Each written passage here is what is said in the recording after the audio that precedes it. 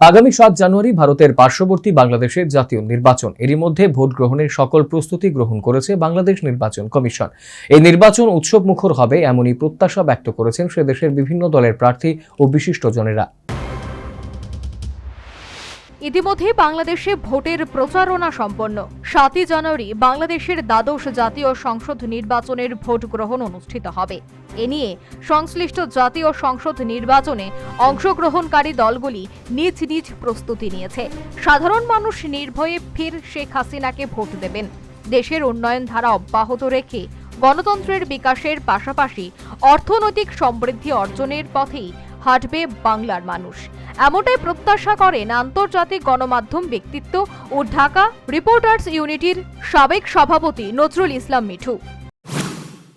জয়লাভ করবেন, কারণ হচ্ছে এই নির্বাচনে তার যে প্রধান বিরোধী রাইভাল পলিটিক্যাল পার্টি বাংলাদেশ জাতীয়তাবাদী দল অংশগ্রহণ করছে না। মূলত সেই কারণেই এবং একই সঙ্গে ধরেন বাংলাদেশের যে গত 15 বছরের ইকোনমিক এবং সোশ্যাল ইন্ডেক্সের যে উন্নয়ন, সেই উন্নয়নের ধারাবাহিকতা রক্ষা করার জন্য আমার মনে হয় এবছর প্রধানমন্ত্রী শেখ হাসিনাকে আরও একবার বাংলাদেশের মানুষ। অপরদিকে তৃণমূল বিএনপি প্রার্থী এম.এ. ইউসুফ মনে করেন বাংলাদেশের উন্নয়নের ধারা অব্যাহত রাখতে সাধারণ মানুষ ভোট নির্বিঘ্নে ভোটদান করবেন। মানুষ সেই অপেক্ষায় রয়েছে।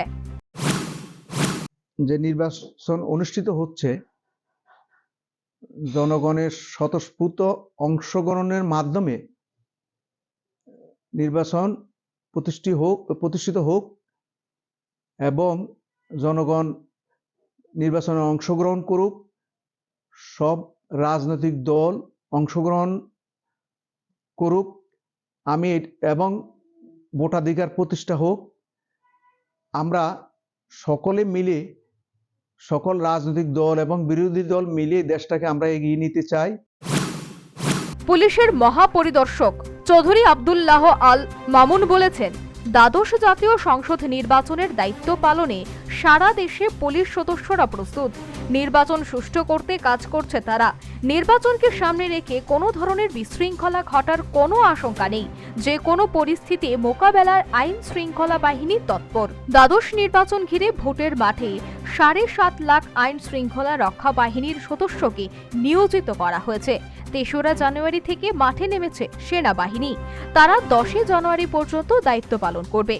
ঢাকা থেকে আনিমুল হকের রিপোর্ট, নিউজ ভ্যানগার্ড।